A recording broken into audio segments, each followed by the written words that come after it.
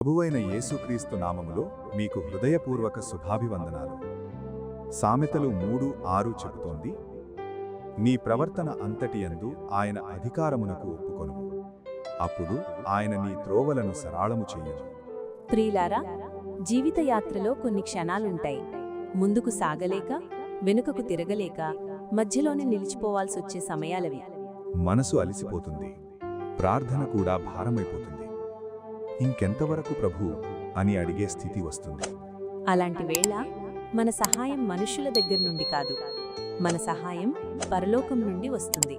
మీరు ఆయన అధికారానికి ఒప్పుకున్న క్షణంలోనే, మీ భారాన్ని ఆయన భుజములపై ఉంచిన క్షణంలోనే అదృశ్యంగా ఆయన పనిచేయడం ప్రారంభిస్తాడు. మీరు చూడలేని చోట ఆయన మార్గం సిద్ధం చేస్తాడు. మీరు ఆలోచించని విధంగా తలుపులు తెరుస్తాడు. మూసుకుపోయిన దారులను సరిచేస్తాడు. అప్పుడు మీ ముఖంలో చిరునవ్వు తిరిగి వస్తుంది. మీ కళ్లల్లో ఆనంద బాష్పాలు మెరిసిపోతాయి. మీ హృదయం కృతజ్ఞతతో నిండిపోతుంది. గుర్తుంచుకోండి, మీరు ఒంటరిగా లేరు. మీ దారిని సరాళము చేయు దేవుడు మీతోనే ఉన్నాడు.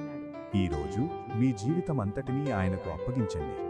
అప్పుడు ఆయన మీ త్రోవలను తప్పక సరిచేస్తాడు. ఆమేన్.